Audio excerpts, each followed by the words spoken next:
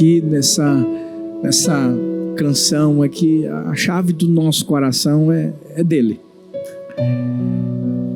Não podem existir quartos na nossa vida que Jesus não possa entrar. Por mais que a gente tente fazê-lo não entrar, ele já está lá. Ele vê, ele conhece. E essa é a hora em que a gente precisa entender que quando o Senhor olha para nós é porque Ele quer o melhor. Ele quer que a gente se pareça com Ele.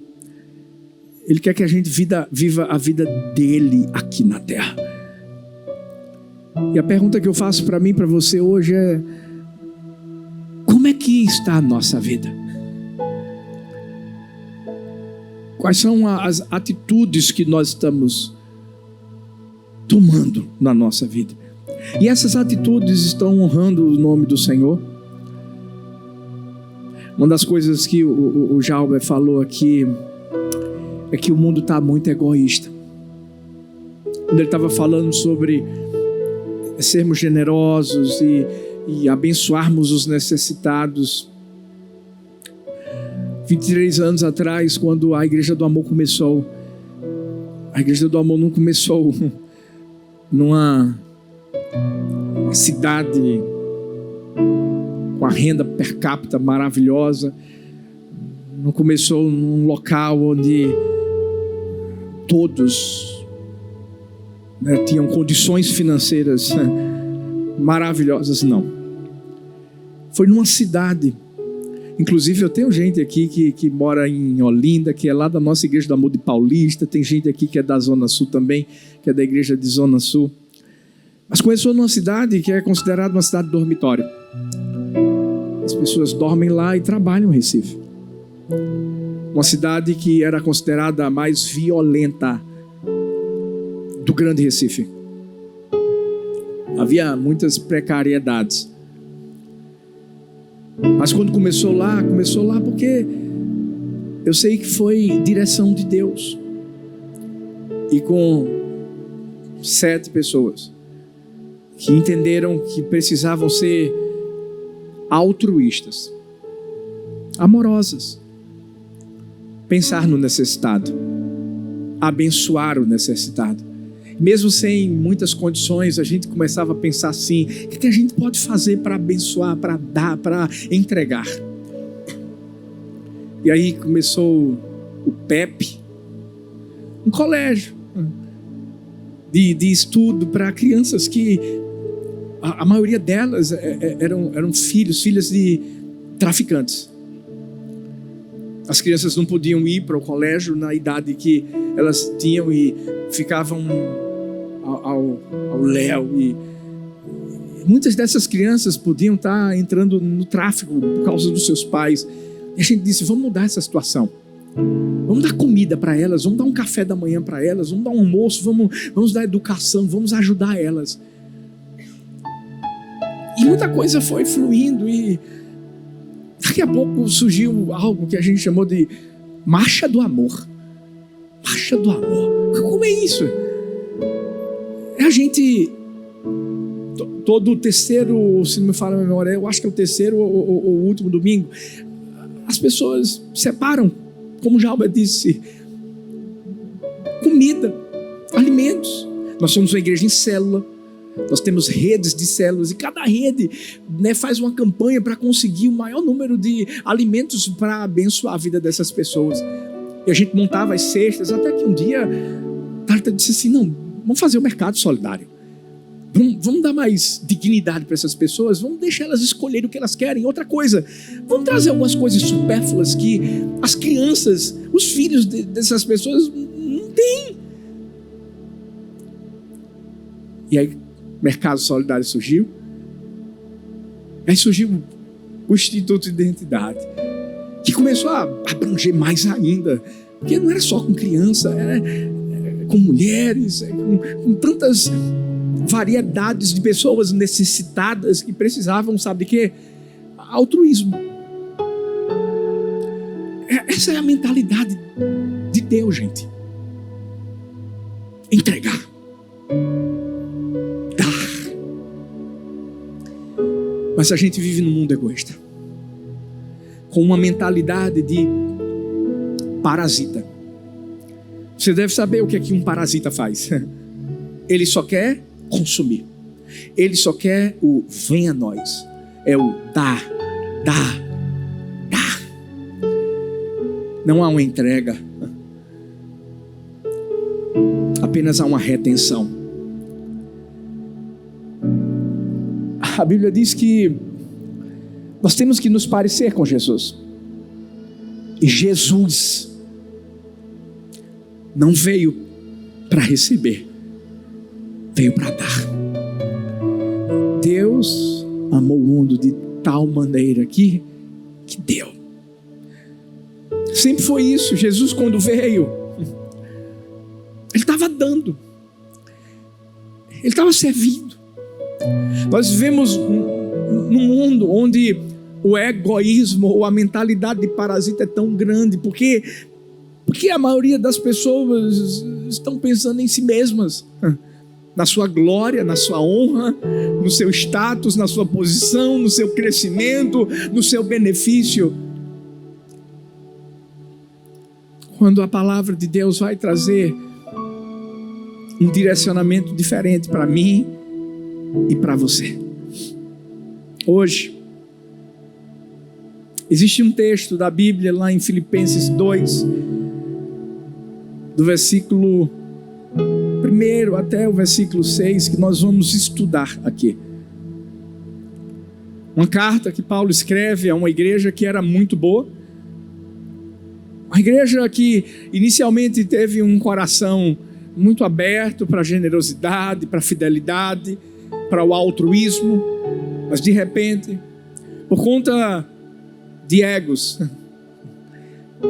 duas líderes, Evódia e Sintique, que começaram a se estranhar um pouco, começaram a entrar numa competição e começaram a olhar uma para a outra e dizer: eu sou melhor que você. E talvez começaram a fazer coisas pensando: eu vou fazer porque eu quero mostrar que eu faço, eu quero fazer o meu nome. E através disso, Paulo, que estava numa prisão, o mais interessante é que esse texto, muitos estudiosos, teólogos dizem que se tornou uma música, uma canção. Eu fico imaginando como é que um texto acaba se tornando uma canção. Por quê? Porque talvez a canção faz a gente se lembrar mais. Sabe aquela música que às vezes fica na cabeça, aquela música que é chiclete? Eu acredito que foi isso que Paulo quis fazer. Escreveu um texto para depois dizer assim: vamos fazer uma música e não esquece mais dessa música não.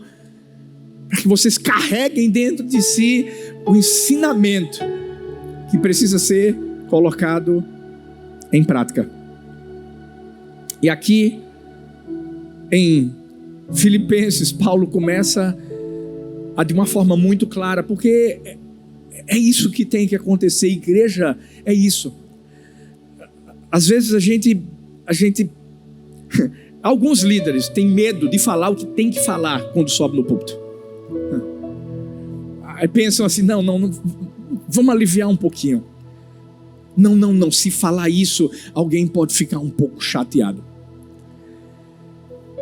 Uma das coisas que Deus sempre trouxe ao meu coração, o coração de Thalita, desde o começo do ministério, mesmo com uma pouca experiência que a gente tinha, e mesmo com a pouca experiência que a gente ainda tem, porque a gente tem que aprender muito ainda. A gente fez um propósito com Deus: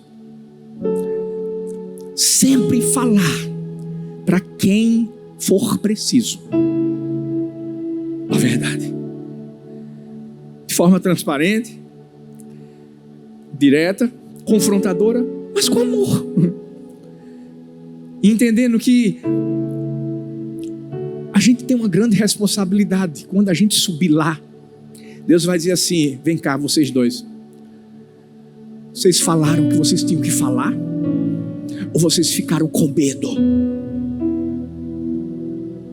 Nós nunca tivemos medo. Primeiro porque nós falamos para nós primeiro.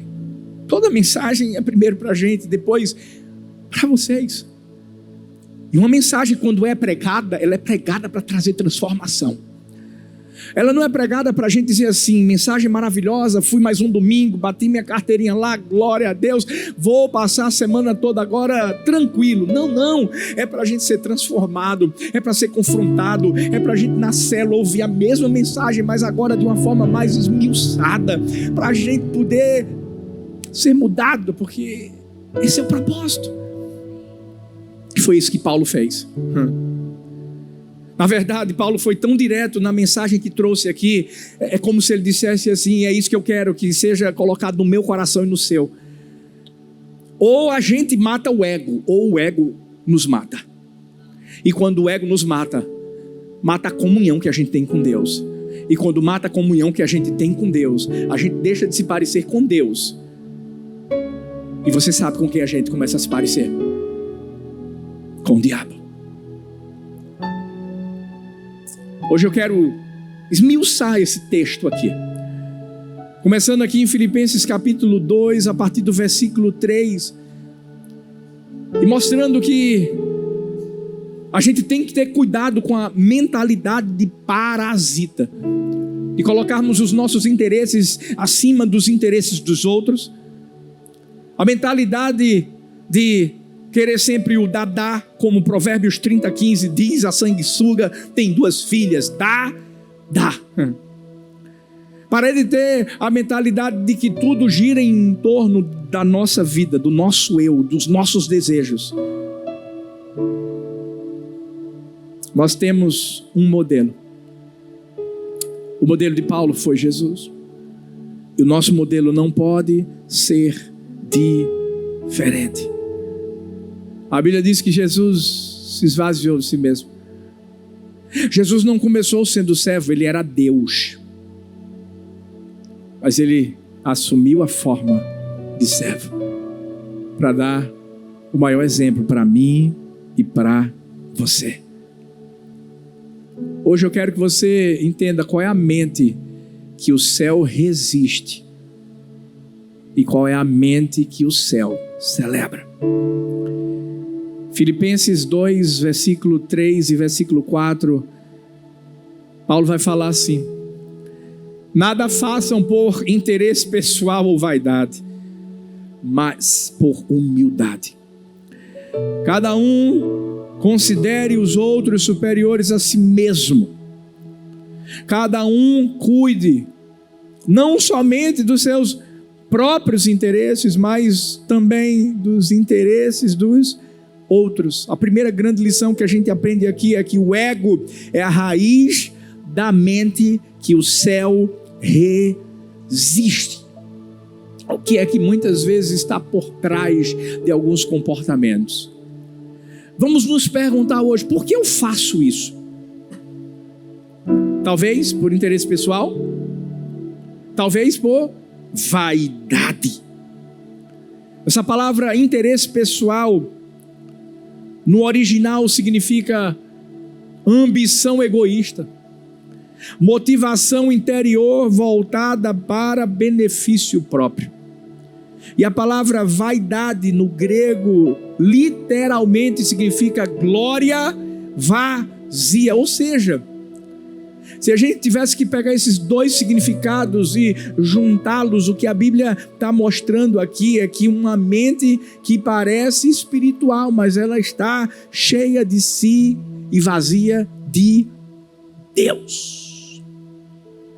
E o maior problema é que uma mente assim pode estar em cima do altar. Uma mente assim pode estar sentada aí, pode estar servindo, pode estar cantando, pode estar fazendo tudo, mas pode, infelizmente, estar em guerra contra o Espírito Santo. Gálatas 5,17 diz: a carne milita contra o Espírito e o Espírito contra a carne. Pastor, eu acho que o senhor está exagerando demais. O quê? Se no céu existiu isso, quem foi que derrubou o diabo? Ego. O querer fazer algo pensando em si, no seu próprio interesse. deixando de lado o interesse de Deus, do seu Criador. Por isso que enquanto o ego estiver no trono do nosso coração, o céu estará resistindo. Essa é a hora em que a gente precisa observar o contexto, porque Paulo escreve isso para uma igreja que, como eu disse inicialmente, estava tão bem, era tão generosa, uma igreja cheia de fé, de dons, de talentos. Mas lembra? Estava sendo corroída pela competição. Qualquer coisa que a gente faça por competição, a gente está fazendo pelo nosso ego. E quando faz pelo nosso ego, não está envolvendo Deus. Uma mente parasita é uma mente que exige, é uma mente que cobra, é uma mente que nunca se entrega, nunca se oferece, nunca serve, só consome. Quer ser alimentada, quer ser notada, quer ser carregada, mas não quer, de forma alguma, ter a mentalidade correta, a mentalidade do sacrifício. É como se fosse uma idolatria a si próprio. E como é que Paulo vai quebrar essa estrutura mental? Ele vai dizer assim: considerem os outros superiores a si mesmos. Gente, a cultura romana era uma cultura que estava fundamentada em status, na hierarquia, na honra, na glória. Lembra?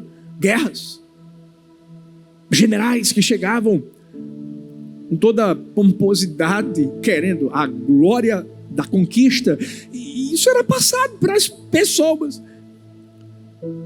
Se naquela época era assim, quanto mais nos dias de hoje.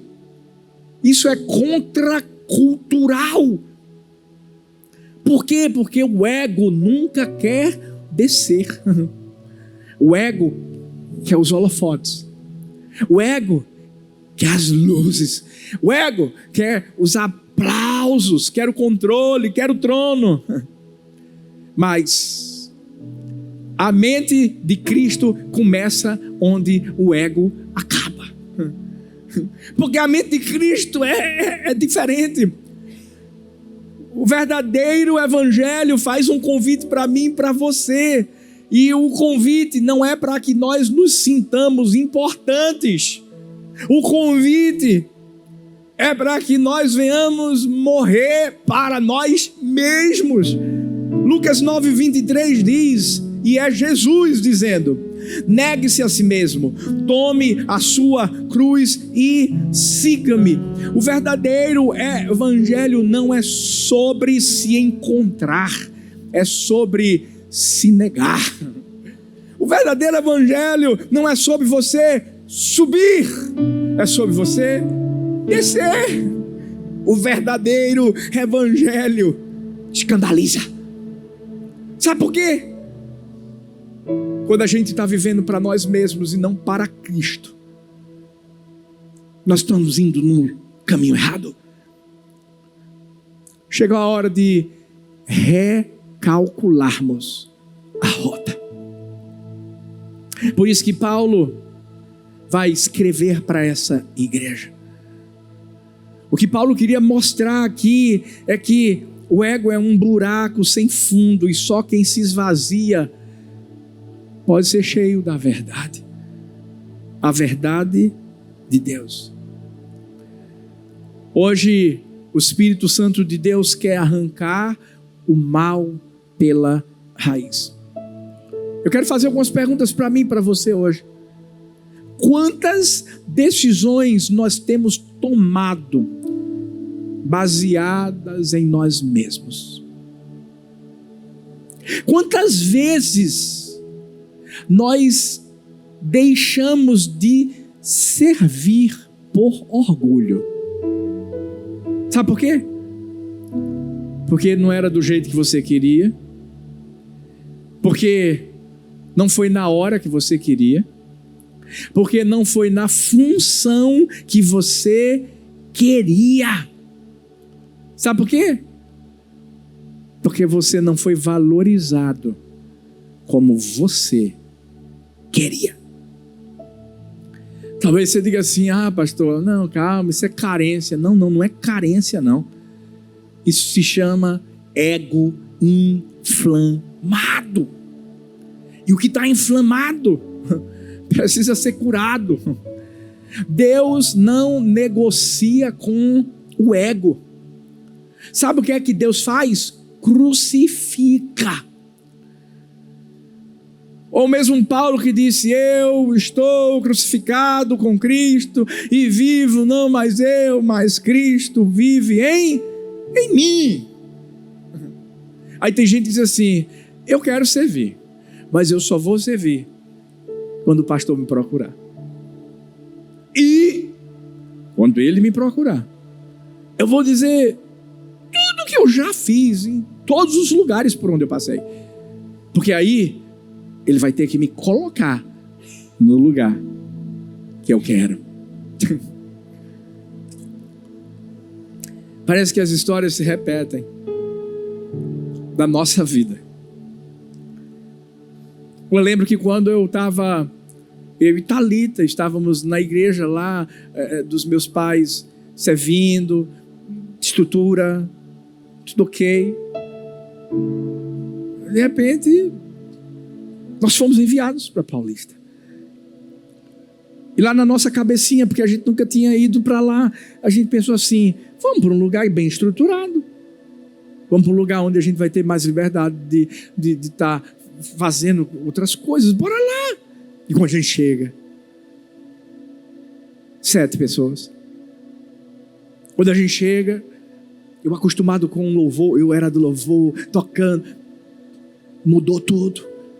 Violão falando em línguas estranhas, de tão desafinado que era. A bateria se tornou um atabaquezinho. Não tinha tecladista. Não tinha louvor. Ao ar-condicionado que a gente tinha lá na outra igreja, não tinha. Na nossa tinha aquele calor, como a gente fala no Nordeste, de lascar o quengo. Mas tinha uma coisa. Entrega.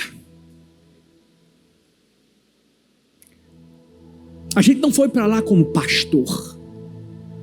Algumas pessoas até diziam assim: pastor Arthur, pastora Thalita. Eu dizia assim: não sou pastor, sou seminarista. A gente não foi para lá porque a gente estava querendo escrever o nosso nome. Confesso a vocês que inicialmente eu nem sabia se a gente ia ficar lá, porque era uma congregação e eu imaginava, eu acho que depois meu pai vai me colocar lá de volta na sede. Deve ser um teste. Não fomos para lá para dizer assim: agora bora brilhar. Não. A gente foi para lá para ser crucificado, para morrer. E eu vou dizer uma coisa: as histórias se repetem, porque quando Deus trouxe a gente de novo, tirando de um lugar maravilhoso, e não estou dizendo que aqui não é, mas quando a gente chegou aqui, foi a mesma coisa. Bora começar do zero. Aí sai um, sai outro. Eu já tinha até me esquecido que acontecia isso. Começar um culto sem ninguém, quando estava acostumado com a multidão, batendo palmas, celebrando. Começar um culto sem telão, sem luz, sem... Mas tinha uma coisa: sempre vai ter. Porque se a gente quer deixar alguma coisa aqui, filhos, não é o nosso nome, é a nossa entrega, é o sacrifício. Sabe por quê? A gente quer que isso seja reproduzido. Que isso não se acabe. Porque não acabou com Jesus. E por isso que Paulo estava lembrando a igreja de Filipos: continue fazendo a mesma coisa. Arranca o ego pela raiz. Se você quiser fazer alguma coisa aqui, nem me diga que você vai fazer. Faça. E faz para Ele.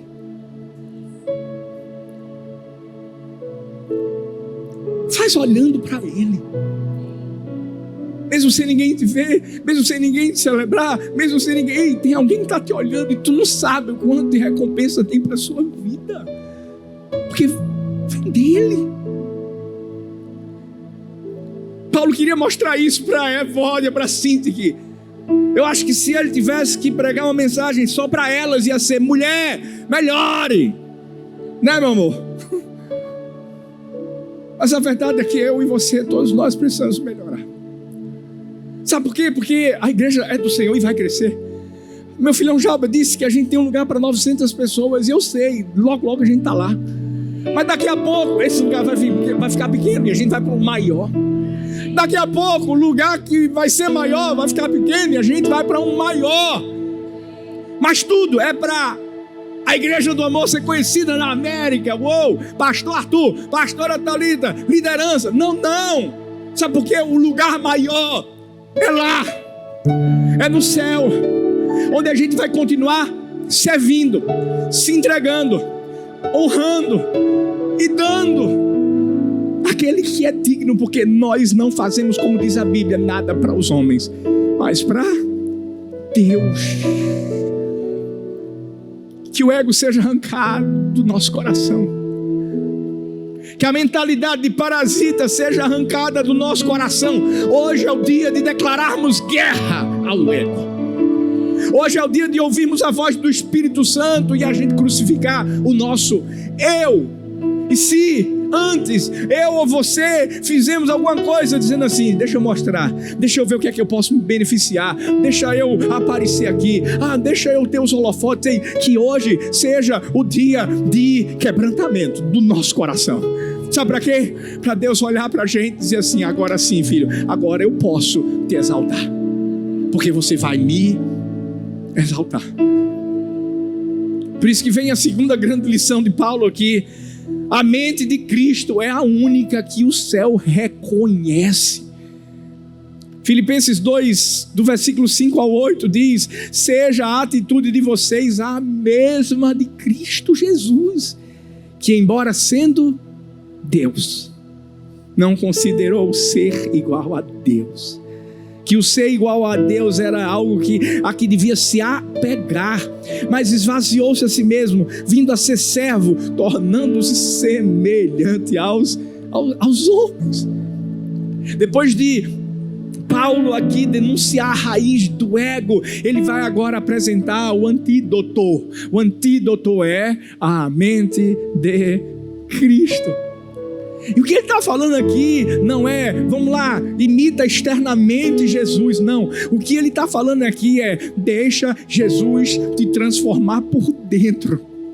Essa palavrinha no grego para atitude, para mente, é phroneo.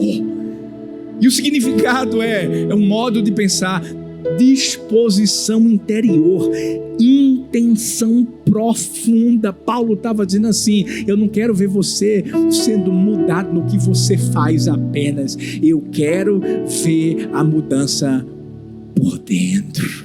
É aqui dentro. Porque é assim, quando Cristo é o nosso modelo, a gente olha para ele e entende que ele não começou sendo servo, ele começou sendo Deus. Mas mesmo em forma de Deus, mesmo tendo toda a glória, toda a majestade, toda a honra, todo o louvor, toda a autoridade, mesmo com tudo isso, ele não se apegou a isso. E essa expressão no grego amplia ainda mais o significado e faz a gente conhecer mais ainda o coração de Deus. Ela significa algo a ser agarrado com força. Sabe o que isso significa? Jesus abriu mão voluntariamente daquilo que ele podia agarrar com força o direito que ele tinha de ser Deus, de agarrar com força o direito que ele tinha de ser filho. Não. Ele abriu mão. E ele não reteve. Ele entregou. A grandeza sempre vai estar no que você entrega, não no que você retém. O mundo diz assim: tenha mais, retenha mais. E a Bíblia diz: dê mais, entregue mais. E é como o Jalba disse, não é só no aspecto financeiro, é na vida, é no tempo, é nos talentos, é em tudo. Em tudo. O mundo fala: busque a autopromoção. E a Bíblia diz: busca a obediência. O mundo diz: vai, busca a glória pessoal. E Deus diz assim: busca a vontade do Pai. Foi difícil para a gente. Foi difícil. Eu sei que tem gente que não entende. Difícil sair do Brasil e ir para os Estados Unidos. Você não está na nossa pele. Você não viveu o que a gente viveu nesses 2 anos e meio. E eu vou te falar mais. Tem muita gente que sabe o que é isso aqui, porque você sabe. Mas vale a pena. Porque ter a mente de Cristo é isso. Entender que esses dias a gente estava conversando, Thalita, e ela disse: amor, às vezes eu fico pensando, a gente podia ter ido para outro lugar, ou talvez nem ter ido. E eu disse: filha, eu sei que diante de tudo que a gente viveu, o pensamento humano é esse. A pergunta é: uau, a gente tinha que ter passado por tudo isso. Mas quando a gente ouve Paulo falando e vê Jesus fazendo no trono, descendo, essa é a hora que a gente diz assim: eu não estou fazendo nada, mas pelo menos eu estou obedecendo. Esse é o coração, essa é a mente que Deus quer que eu e você tenhamos. É o coração que obedece, é o coração que se esvazia. A Bíblia diz: esvaziou-se a si mesmo. E eu estou tentando procurar na origem de cada palavrinha aqui o significado para que você e eu entendamos melhor. Essa palavra vem de kenosis, que é o conceito teológico do esvaziamento de Cristo. Jesus não veio apenas servir a Deus, Jesus veio servir as pessoas. E essas pessoas mereciam? Não. Foram as mesmas que gritaram: crucificam, crucificam, crucificam. Mas é isso. Por isso que nós somos servos de Deus, servos das pessoas e servos da cruz. Porque por mais que o mundo diga assim: cadê a glória? Não existe nenhuma glória sem existir cruz. Não existe. A mente que o céu reconhece é essa. A mente que o céu reconhece não é daquela pessoa ou do líder que está mandando. É do servo que se entrega. A mente que o céu reconhece não é daquela pessoa que está exigindo, mas é da pessoa que é exigida e se cala, como Jesus, o cordeiro que se calou. Não é do crente que aparece, que está na foto do Instagram. É do filho que se humilha. Entenda um princípio: quem quer ser cheio da glória de Deus precisa estar esvaziado de si mesmo. Sabe, o orgulho aqui na igreja de Filipos começou a gerar tensões. E essa é a hora que Paulo diz assim: ei, parem, olhem para Cristo. Ele não disse assim, gente, bora parar de fazer barulho aí. Não. Ele disse assim, vocês têm que pensar diferente. Porque mudar comportamento sem transformar a mentalidade não adianta. E eu sei que a gente está numa febre de emagrecimento. Tem gente que eu olho assim, rapaz, como é que tu conseguisse? Isso é bom. Existem algumas coisas que podem ajudar. Um tal de Monjaro, Ozempic. Pode. Agora, olha para mim. Se não mudar aqui, não vai mudar aqui. A transformação tem que vir daqui, ó. Daqui, ó. A mente de Cristo é o sistema operacional do reino. Sem ela não roda nada, não acontece nada. Tem que ter o processo da cruz para chegar na glória do reino. E como é que isso acontece, pastor? É pela obediência. Obediência até o fim, porque Cristo não buscou honra, ele foi até o fim, e o fim foi de morte. Eu sei que isso não é bonito. O pastor Jeremias diria assim, é brutal. Sabe por quê? Porque isso é humilhação. Mas essa humilhação ou a humildade, que eu aprendi que é o único solo onde o reino floresce. Humildade. A gente lá estava acostumado a ter tantas pessoas para a gente poder, organizar tantas coisas, mas quando chegou aqui, não foi assim não. Bora carregar a mesa, bora carregar isso, bora carregar aquilo outro. E eu vou te dizer uma coisa, o nosso coração nunca mudou em relação a isso. Não. Talvez vocês veem, quando a gente chega no Brasil, o pessoal lá receber com alegria, aquela saudade, mas a gente continua servindo. Seja lá, seja em Maryland, seja em Portugal, seja em qualquer lugar. É carregar a caixa, bora carregar a caixa. É para tocar o violão e louvar e dirigir o louvor, bora de novo. É para lavar o banheiro, bora lavar o banheiro. É o quê? É para jogar o lixo, vamos jogar o lixo. Porque não são atos externos, é interno, é aqui dentro. O diabo pensou que podia enganar Deus.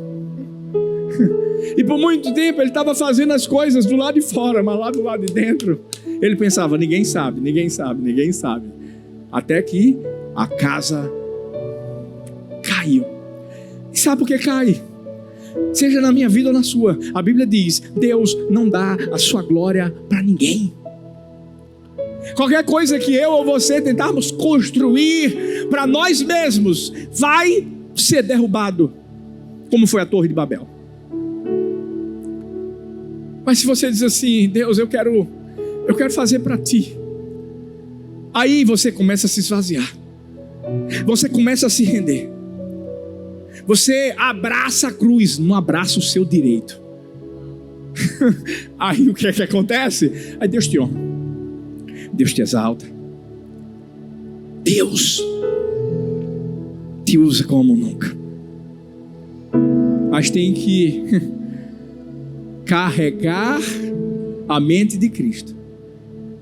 E para carregar a mente de Cristo, vai ter que ter coragem para viver como Ele viveu. Porque para viver como Ele viveu, vai doer. Vai doer. Por isso que Paulo quis trazer a última lição. E um princípio tão poderoso para a nossa vida. Porque esse é o desejo de Deus. Deus quer que a gente avance. Deus quer nos usar, gente. Deus quer nos usar. Deus quer que a gente seja uma luvinha que Ele vai colocar a mão e Ele vai usar. Ele quer que a gente seja o seu instrumento aqui na terra. Mas só avança quem escolheu se entregar. Filipenses 2, a partir do versículo 9, diz: por isso Deus o exaltou à mais alta posição e lhe deu o nome que está acima de todo nome, para que ao nome de Jesus se dobre todo o joelho nos céus, na terra e debaixo da terra. Esse por isso é como uma chave que destranca o entendimento da pessoa. Perceba, a exaltação de Jesus foi uma consequência direta do seu esvaziamento. É isso que vai acontecer. Deus vai olhar para o seu coraçãozinho. Ele vai dizer assim: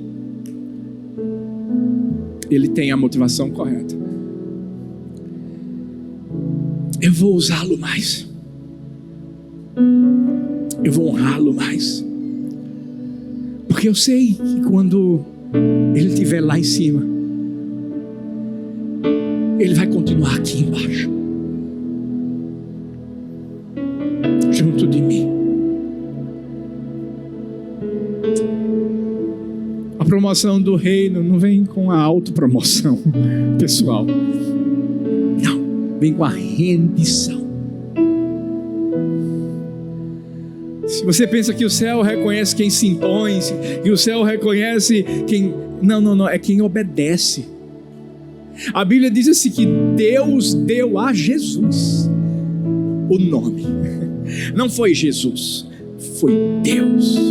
Porque Jesus sempre foi submisso e obediente a Deus. Quando Deus nos dá algo, não é por causa daquilo que nós conquistamos com as nossas mãos. É por causa daquilo que nós demos a Ele com as nossas mãos. A matemática do céu é isso: 100% de entrega, mais 0% de ego, é igual a exaltação, honra. O céu coroa a quem se entrega. A nossa geração, como já eu disse, é diferente, é egoísta. Quer estar por cima, quer os likes, quer os seguidores, quer a influência, quer os... Mas com Deus é diferente.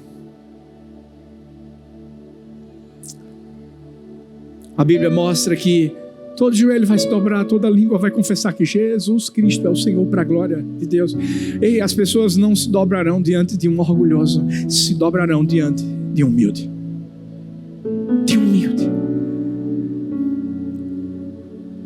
De alguém que entende que a coroa não vem antes da cruz, que entende que o trono não vem antes da toalha, que a glória não vem antes da entrega. Quer crescer? Se prepare para morrer. Por isso que Paulo diz: olhem para Jesus, olhem como ele viveu, olhem como ele foi exaltado. Ele foi exaltado. Para de tentar se levantar sozinho. Para! Como é que eu faço então, pastor? Abaixe-se. Sirva. Maria aos pés. Marta fazendo, querendo mostrar a Jesus: estou fazendo e ninguém está me ajudando. E Jesus está dizendo: Marta, Marta, vem cá, escolhe a melhor parte, desce. A pessoa diz assim: mas é porque eu me sinto ignorado, pastor. Eu me sinto esquecido, pastor. É porque eu me sinto desprezado. Porque então deixa eu te dizer uma coisa: não é que Deus te abandonou, não. Mas se tudo isso está acontecendo na sua vida, pode ser que Ele esteja te escondendo para te quebrar, para te proteger de você mesmo. Paulo disse que tinha um espinho na carne. Quem? Paulo mesmo que escreveu esse texto aqui. Um espinho na carne. Como assim, pastor? E Paulo começou a entender que precisava do espinho, por mais que ele tivesse dito, Deus tira, e ninguém sabe o que era, mas Deus não tirou, deixou lá, para que Paulo nunca se esquecesse. Não há lugar mais alto que está aos pés de Jesus. E de entender que Deus só vai colocar no altar aquilo que passar primeiro pela fornalha. Shadraque, Mesaque, Abednego, fornalha.